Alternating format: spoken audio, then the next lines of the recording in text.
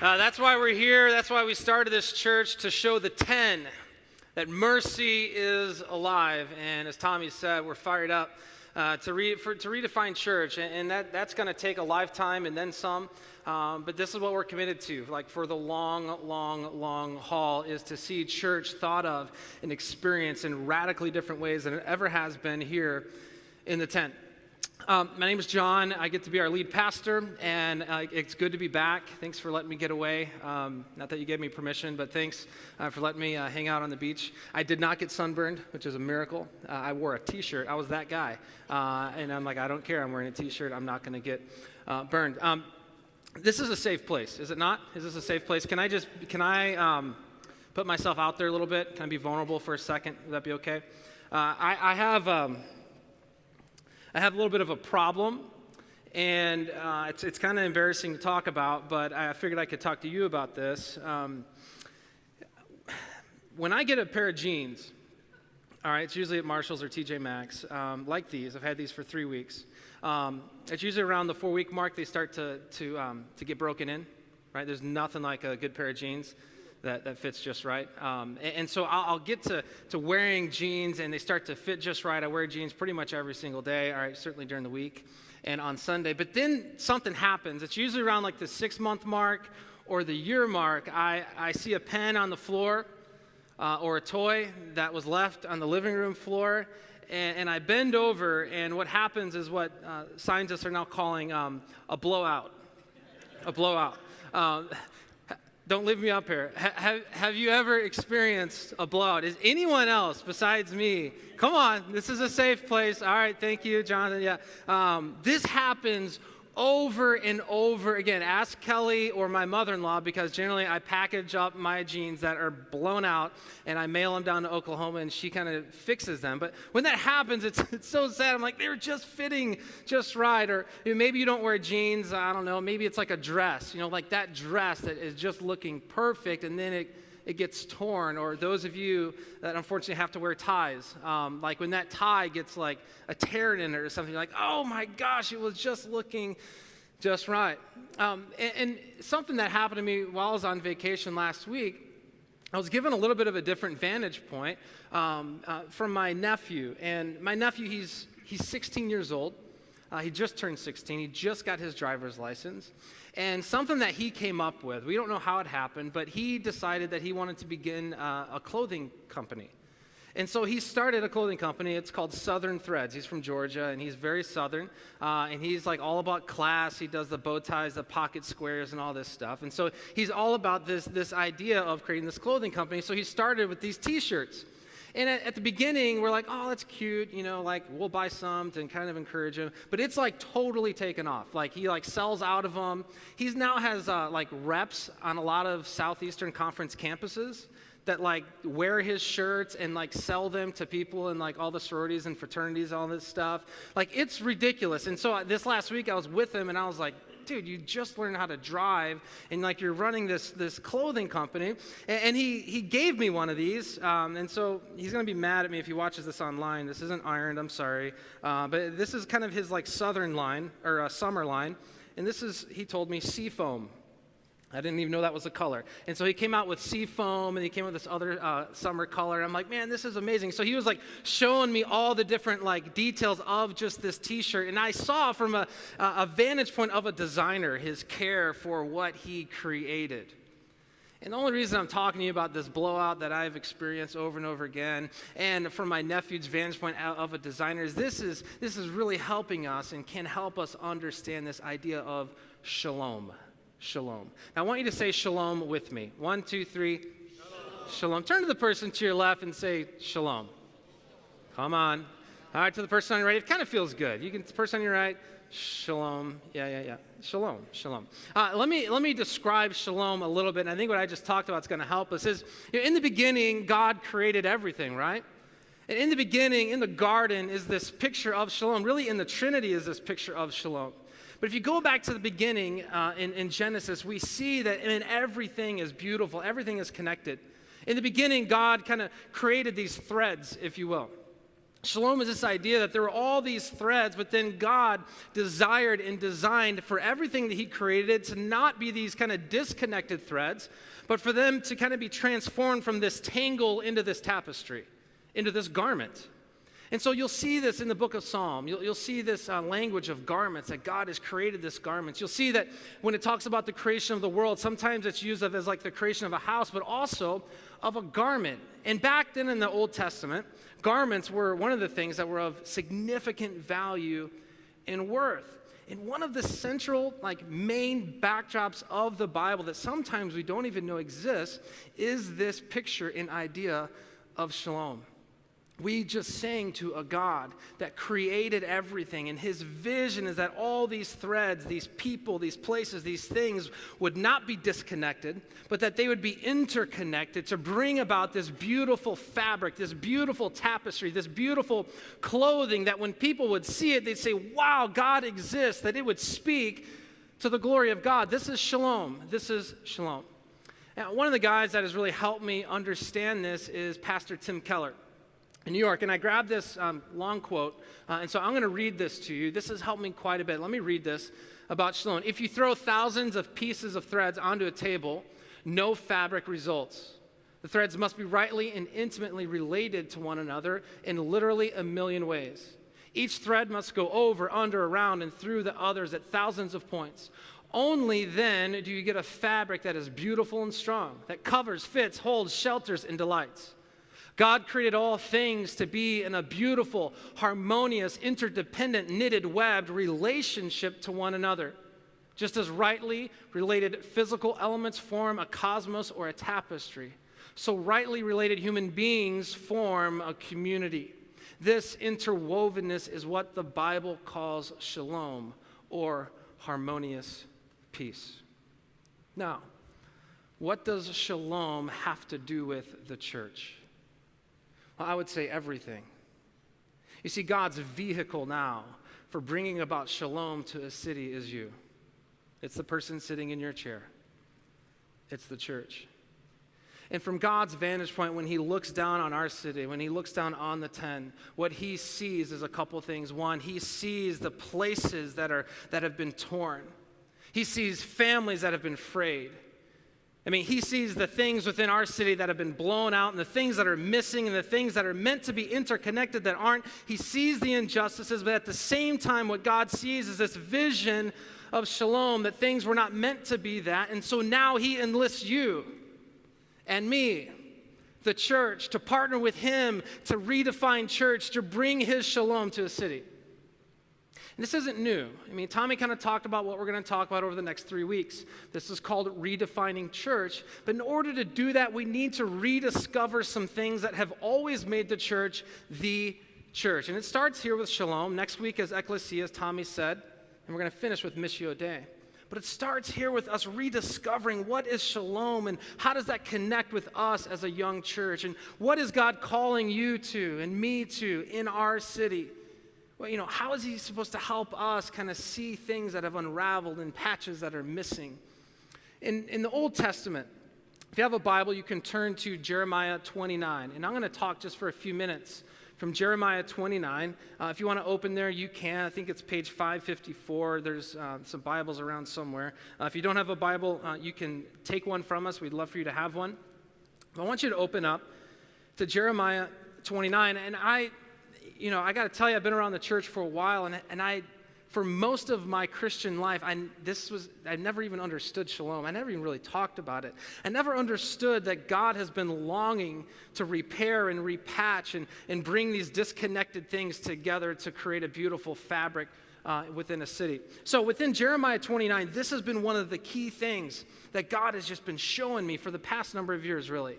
God has been teaching me through Jeremiah 29 of what God longs to see, not just in their city back then, but in our city today. I'm going to start in verse 4. Jeremiah 29, verse 4. Let me read this. This is what the Lord Almighty, the God of Israel, says to all those I carried into exile from Jerusalem to Babylon. All right, let's stop for a second. So 800 years before this, they were in exile as well. They were in captivity. Anyone kind of remember what that might have been? Any guesses? It was Egyptian captivity. So they were exiled into Egyptian captivity. So then fast forward 800 years, and this is where we are today. And so you can only imagine, like what it would feel like to be a conquered people. I mean, this is who they were about to be again. All their freedom was about to be gone. They're about to move into a city that was going to be totally different. If you've ever traveled abroad and you get to a context that is just radically different, you're like, the food tastes different, TV channels are different, I can't understand anything that they're saying or this is like a totally different foreign thing. And this is what's going on right here in Jeremiah 29. Verse 5, this is when the prophet begins to give God's people a total paradigm shift. You see, they had in their mind what this was going to look like to be his people, and then God gives them a paradigm shift here in verse 5. This is what God says through his prophet: build houses and settle down. Plant gardens and eat what they produce. Marry and have sons and daughters. Find wives for your sons and give your daughters in marriage, so that they too may have sons and daughters. See this next part. Increase in number there. Increase in number there. Do not decrease. Verse 7, also is there to now grab your attention. Also seek the peace and prosperity of the city. The Hebrew word under that is shalom. Seek the shalom of the city, to which I have carried you into exile. Pray to the Lord for it. He's saying, pray for your city. And I realize everything's different, and you're not going to be here forever, but pray for these people. I mean, pray for this. I know it's different. I know it's uncomfortable. I realize you'd rather be somewhere else. But you see, God had a vision that was very different than their vision. It was the vision of shalom. So pray to the Lord for it, because if it prospers, if your city prospers, you too will prosper. Verse 8, yes, this is what the Lord Almighty, the God of Israel, says. Do not let the prophets and diviners among you deceive you. Do not listen to the dreams you encourage them to have. You see, what was happening right here was a false prophet was beginning to talk to God's people. And the false prophet, what he was saying to them was this. He's like, listen, all right, this isn't good. All right, I realize this is like the food's horrible, can't understand anything they're saying. This is awful, right? But here's the good news. All right, this is what the false prophet's saying. All right, are we tracking false prophet speaking? He's like, here's the good news, guys. Don't settle in, because you're not going to be here very long. And this is kind of the I'll fly away theology, all right? Like, don't be here very long. Don't settle in, all right? Because your rescue is coming. I'm not sure if it's next week or the week after, but it's coming soon. So don't settle in, all right? Don't engage. Don't move in. This is what the false prophets were saying. And then Jeremiah steps up to the mic, and he completely rebukes it, saying that is not at all what we are supposed to be called to. Do not listen to the dreams you encourage them to have. They are prophesying lies to you in my name. He finishes by, I have not sent them, declares the Lord. This is one of the best stories in our Bible of understanding this backdrop of God's story, which is shalom. And there's a number of things that I've pulled from this passage, from this story. All right, but two things I think are totally pertinent for us today that we see within this story that I think we can apply and pull out and translate into our life. Number one is that we are called, as they were called, to move into our city, to increase into our city, to increase. I love how he says, move in, set up shop. Sons, this is good news. You don't have to do anything. The dads are going to find your wives for you. They're like, sweet, that works out. All right, move in, build houses, plant gardens. Some of you love to garden. You're like, that's awesome. Now I have a biblical reference for it. Yes, move in, set up shop. Don't retreat. No, increase. Don't shrink down. No, you're my people, and I've called you to now be part of building a great city. God, from his vantage point, has been saying since the beginning, and certainly here, man, if you could just see what I see, if you could just understand the way that city and our city is unraveling, if you could just understand the ways that the family has been frayed and the places of my shalom that have been torn and are missing, if you could just see what I see and feel what I feel for this city, for this place that is foreign and different, then you would begin to build houses. You'd begin to build a family. You'd begin to say, man, we're not ready to leave. No, we're here to stay, and we're going to show up. We're not going to decrease. No, we're going to increase. Redefining church. It's when the church begins to play offense. It's when the church begins to get captured by this idea of shalom, that we're not supposed to run from our culture. No, we're supposed to move into our culture and increase. All right? Now, I'm not saying become of your culture. I'm talking about us moving in through the power of God to recapture what he has been calling us to be about. It's the shalom of the city. Increase. About 10 days ago, we got all of our leaders together and everyone volunteering in our church into one room. And it was awesome. We do this 3 times a year. And I was sharing with them my heart and what I've seen over my lifetime in the church. My dad was a pastor, so I've grown up in this my whole life. What I have seen is this belief is that in the summer months, that's when the church retreats. In the summer months, what churches do is they say, all right, I realize all of you are going to be at Lake Geneva. All right, we'll see you in September. And I shared with them the same thing I want to share with you right now is that's not this church. Lives are at stake right now. There are opportunities for you to serve and for me to serve right now. We're not going to retreat. We're going to advance. We're not going to decrease. We're going to increase. Shalom is what we are called to. Shalom doesn't take vacation. Shalom doesn't say, I'll see you in September. Shalom says it's now. It's right now. And we're going to see with God's eyes. We're going to notice the unraveling places in our city, and we're going to move in by the power of God in the name of Jesus to bless and serve and repatch and reconnect. It's about shalom. He's saying increase. He's saying increase. The second thing is he's saying invest. Invest. Something we were talking about before we ever started this church. We've been talking about this for a long time. We said, what if when we do start this church, what if like 5 years down the road or 10 years down the road after starting this church, what if we were to kind of survey the 10?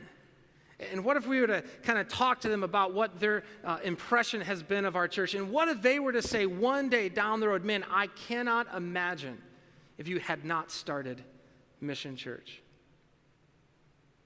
We've been saying for a long time, and if you're visiting for the first time today, A, we're really glad you're here. But B, you're going to hear about this a lot. As we are a church that wants to play offense. We don't want to decrease. We want to increase, and we want to do that by investing in our city. We want to invest in the 10. We want to have radical generosity in the 10. We want to find needs and meet those needs in the name of Jesus. Like we want to see opportunity. We want to meet that opportunity. We want to bring his shalom. We want to invest. We want to invest. Year 1 of our church, we were able to invest about $55,000 into the community, just to give it into our community. And it wasn't like just kind of throwing money around. It was investing it. It was being wise about it. Some of you that have been around here for the last 19 months, you'll remember some of these ways that we have been about seeking the shalom of our city. We think back to one of the main things. It was actually a year ago. Do you remember when we did the teacher break room makeover? There's a number of teachers in our church. Teaching and being a teacher is one of the main ways you can influence a culture. And so we are all about teachers, and we want to serve them, and we want to support them. And so what we did is we talked to 3 different schools right here, 2 in Hanover Park and this school, and we had an opportunity to completely redo their entire break room. Like, unbelievable. And we're still in those schools, and you can walk down the hallway and see what God gave us an opportunity to do. It was unbelievable. Cards, like hundreds of them poured in from all these teachers saying, like, why would you do this? I mean, this doesn't make any sense. Well, this is Shalom. This is what it's about. This is a church that says we're about redefining what church is and what church could be. We had an opportunity to start something called Kids Hope. And it's been an incredible thing. Kat Leslie is here over down to my left. Kat, you can raise your hand. You're going to be mad at me for doing that. Too bad. That's Kat Leslie. And I think we should give her a big round of applause. And you guys still live in Wakanda. Yeah. So if anyone has a house they want to give them, we need to get them in the 10. They've been they were like the, I think, 8th and 9th person part of our church. So been walking with these guys for a long time. But Kat, I mean, not only do they drive like forever to be part of our church, and they do that a few times a week, but Kat has a passion for at-risk students. And so she is the one that helped start this thing called Kids Hope. And Kids Hope is a national organization, but now she's brought it to life in Hanover Park. And it's been awesome to watch her, through her leadership, give guys like me and some women in our church the opportunity to every one time a week, every week during the school year, to sit down with some of these at-risk students. It was right before I left on vacation. We had our kind of year-end pizza party. And we were there, and I was with my little buddy. He's in 3rd grade. And, man, some days I wouldn't call myself like a great mentor. I generally play basketball with him and encourage him and try to help him with math, but I'm probably worse than he is at math. But it's kind of at the end of the year where God just gave me a perspective and helped me understand the ways that kind of these unraveling threads within this little guy's life have been reconnected by the church, by Shalom. And I walked him down the hallway after our pizza party was over, and he's like, "So you promise you're going to be my mentor again next year?" I'm like, "Yeah, if Kat will have me back, if she'll rehire me." He's like, "You promise?" And so we gave each other a hug, and he was just like a mess. I mean, he was so upset. And I was talking about that with Kelly. I'm like, he doesn't have a dad, in the picture at all, and God has given me that opportunity to be the church. See, the church isn't just showing up to it. It's about being the church 7 days a week. It's about Shalom. It's about being bothered and burdened about different things and places and people where the threads have just unraveled. And we can say, man, we need to move in. We need to reconnect this. This is about seeking the Shalom of the city. Kids Hope has done that. It's been an awesome thing. We are excited about fire pits in our church. See, it's not just mentoring. It's not just restoring, break rooms. It's about actually taking your fire pit and moving it from the backyard into your driveway. If you're new here, you're like, that's the weirdest thing I've ever heard. And this is how Shalom happens on your street, man. You just got to create some environments where people can hang out. It's a little weird if you don't know someone to invite them to your dinner table. So I would just say start by pulling your fire pit into the driveway. My neighbor's laughing and smiling because this is what we do. This is life on Springfield Drive, man. And we stress over where's the best place to find deals on firewood. That's where we're at right now. Where's the best deal? Because we sit out in our driveway, in my driveway all the time. That's Shalom. And it is so easy to be disconnected in our culture. And it's just an opportunity. It's a connection point. It's fire pits. So you have a pastor's note, guys. You can go to Home Depot today, buy a fire pit, put it into your driveway. And there are all different kinds of ways that God is giving us the opportunity to not only increase, but also to invest. The last one I want to talk about is something that you've heard now a few times, and it's called For the 10. And so we've pulled the trigger on this. It is now a full-blown effort ministry of Mission Church, and this is our very intentional outreach arm into our community. Luke Kendall is now our full-time director of For the 10, and I heard a talk not too long ago from a pastor, and he's like, don't ever talk about being a church that's going to seek the Shalom of the city until you have a strategy of bringing the Shalom to a city. And I was convicted by that. And you just need to understand, For the 10, it's not our growth strategy. It's our Shalom strategy. Even if we don't grow by one person by starting For the 10, that's not the point. The point of For the 10 is for Luke and his team of volunteers and to give our church other opportunities to invest, to increase, to move in, to say, man, God has designed and desires to see this place look a little bit more like the garden, to bring the Shalom to a city. So, a couple things. What does this look like for you? I'm not sure, but here's what I do think. This summer, you, every single one of you, the person in your chair, you have an opportunity to bring Shalom this summer. And I realize that word Shalom, it's probably not going to be part of your normal day language. It isn't part of mine either, right? I don't even know if we'll talk about that word after today, but if we do, you know what it means. But you have an opportunity. You have an opportunity this summer to bring Shalom. I mean, what if today, as you leave today and throughout this week, once you kind of wake up out of your food coma on Tuesday, all right? What if you begin to look at your street and look at your school or look at your workplace in a totally different way? I mean, what if you enter on Tuesday saying, man, I'm about the Shalom of a city. Man, I want to get in line with this meta-narrative of God's story that started in a garden and ends in a garden, but meets us here today, right now, 2013, to be about what He's about, to see what's been torn and frayed and ripped apart and say, man, I'm going to move in the name of Jesus. And I'm going to be about the shalom of a city. And for some of you, it might be to become a mentor. For some of you, it's going to be you stepping up to be a dad that's engaged, to be a mom that's engaged. For some of you, it's going to mean walking across your street.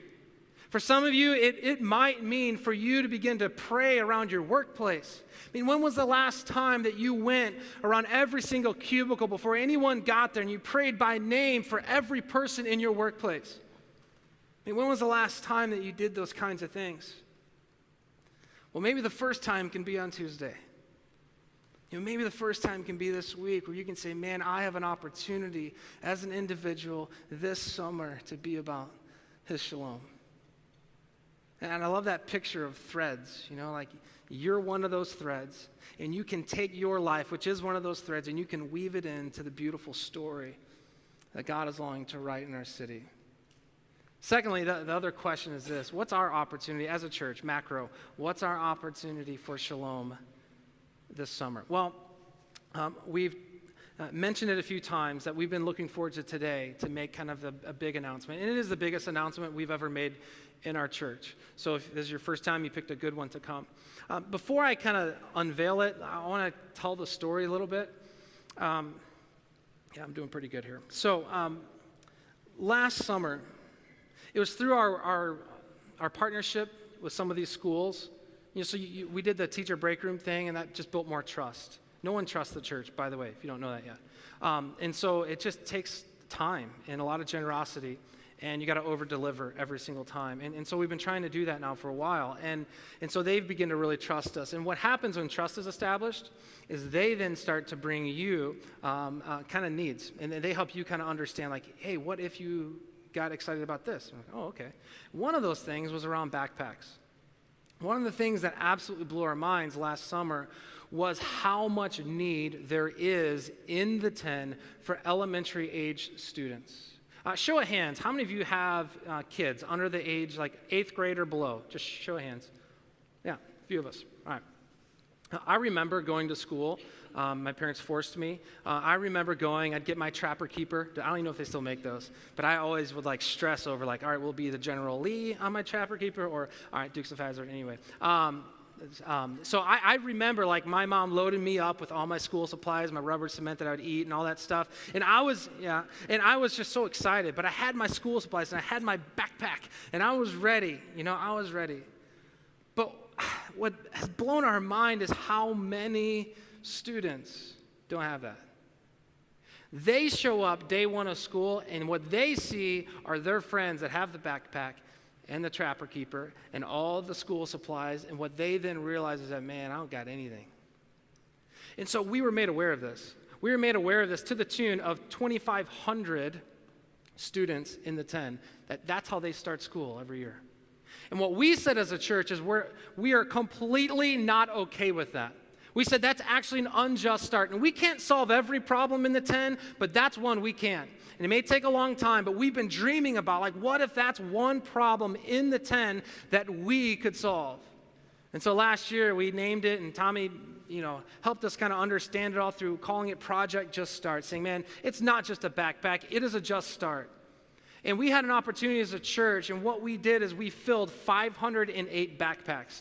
Each backpack is around $40, $50, something like that. I mean, it was significant. It was significant. I think we met right around 30% of the need. So what we've been dreaming about for a year is, how can we take that next step? What can we do to make our city more aware of the needs that are not just in their backyard, but in their front yard? I mean, what can we do to kind of shine a spotlight on the needs right here in our city?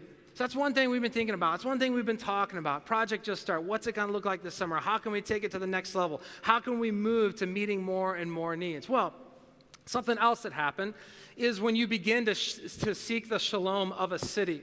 That's hard to say fast. When you begin to seek the shalom of a city, one great question as you're walking around work this week, one great question as you're walking through your neighborhood this week, one great question is this: what is missing? It's simple, but what is missing? And so as we begin and continue to ask that question in our city, one thing that has been missing is this 4th of July fireworks celebration. So what we did in our office is Luke Kendall, he wrote this on a whiteboard, and we all laughed at him. He wrote on the whiteboard, all right, 4th of July fireworks, we're bringing it back to Roselle, is what he writes on the whiteboard. And we laugh because we know, like, all right, well, that's not possible. And turns out he had more faith than any of us. And so we've been talking about, like, that's something we couldn't erase from the whiteboard. There's plenty of dreams we've, like, have been forced to erase. That's one that, like, we just had to just continue to keep it up there. And it was about 6 weeks ago, Saturday morning, Luke Kendall emails me. And it was, some of you probably read it in the newspaper, Mayor Smolinski said, hey, we're really disappointed, but we cannot do fireworks again this year. And it was printed in the newspaper. And Luke emailed me the article, and he's like, so, are we going to advance or retreat? And so I emailed Gail Smolinski, because I've known her for quite some time. I said, hey, can we have coffee on Thursday? And she said yes. And so I met with her on Thursday, and Luke joined me. This was about 6 weeks ago. And so there we are. And you can kind of picture this big boardroom table. And I've never really done this stuff before, but I believe that the book of Acts is still, I believe God hasn't changed.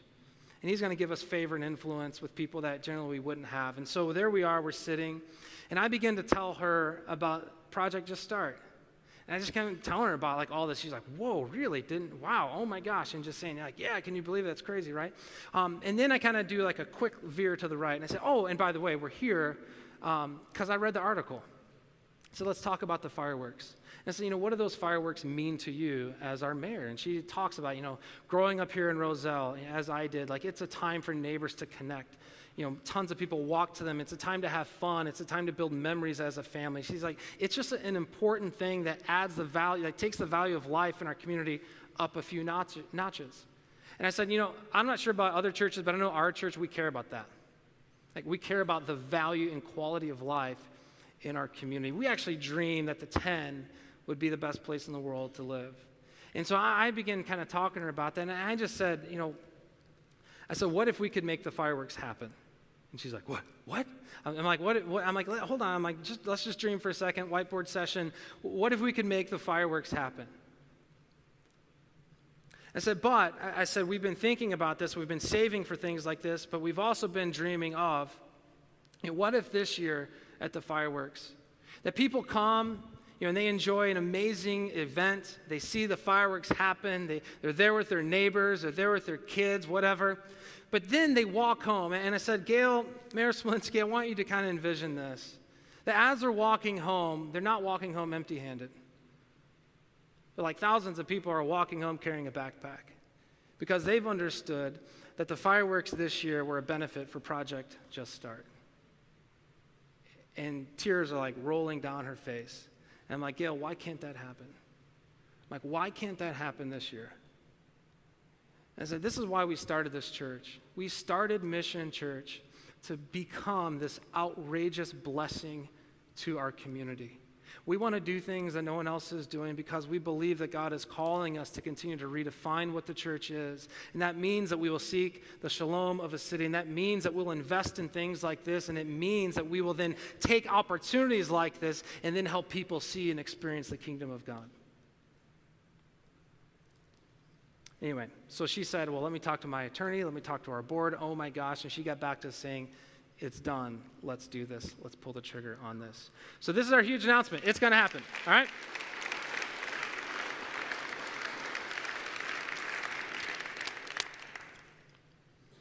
On your Connect card, I just want you to take it out again. You probably already noticed number 3. All right, there's a lot within this whole event that probably you can't do. All right, a lot of stuff's going to happen behind the scenes. Pray for Luke and his team. They've got a lot of work to do. John Frank will be very involved in that as well. So there's a lot of things probably that you can't do, but there are some things that you certainly can do, and it's going to take all of us to make this thing happen, okay? The first thing is this. Next Sunday is the Rose Parade, okay? And I grew up going to this as a kid, and I would, steal candy and all this stuff. But this year, it's going to be a very different experience, I think, for all of us. What we need are a number of us. We need at least 50 to check that box and say, I'm in to serve and make this a great thing for the Rose Parade. So what that means is exactly this, is next Sunday, there's going to be an opportunity to build and design our float. So they're obviously giving us like a free float for the parade. For everything I just mentioned. We have a booth where we're going to be able to connect with people. And so like that float's going to be going through the parade. So we need people to help design that and build that. We need people to walk behind it and throw candy at people, or something like that, pass candy out rather. There's going to be different things to hand to people that we're printing out. So we need at least 50 people to check that first box. I think we'll probably get more than that. And if you can't or whatever, then just attend it. Let's have a great time in our city, in our community next Sunday. So that's next Sunday. So that's box number 1. Check box number 1. All right, box number 2 is going to take even more. All right, we need like 150 to 200 of us to make July 5th happen. What I didn't mention is we've been in conversation with, I think, the nation's best Beatles tribute band, which is called American English. Have you ever heard of American English? And so we've been talking to them for a while, trying to figure out how can we bring them in and do something fun, and nothing was really landing. But for whatever reason, this was like 2 months ago, we had them like book in their calendar July 5th, and we didn't even know what we were going to do with it. And so the way all this has happened, it's just a crazy God thing, is they're going to be at this thing. And they told us this week, you can count on at least like 5,000 of our fans to be there on July 5th. We're like, oh my gosh, I think we're going to take care of backpacks for the entire city of Chicago. So they're coming to that. But what we envision for that night, and there's going to be a lot more clarity on this, is it's going to take a huge team of us to make July 5th an incredible event. So from like handing out information to working different tents where the backpacks are going to be, to a lot of different details that will be coming in the weeks to come, all right? We need a huge team of people to figure this out. We think there's going to be tons and tons of people from our community and beyond that don't live in Roselle, all right, a lot of you, at this thing. So it's going to take kind of an army of us to get this done, all right? So that's the second box. Checking both these boxes, you will get an email, and you'll have a ton of communication and a ton of clarity on what your part within those two things will look like, all right? But please, check one of the two of those or both of those and turn this in on your way out today.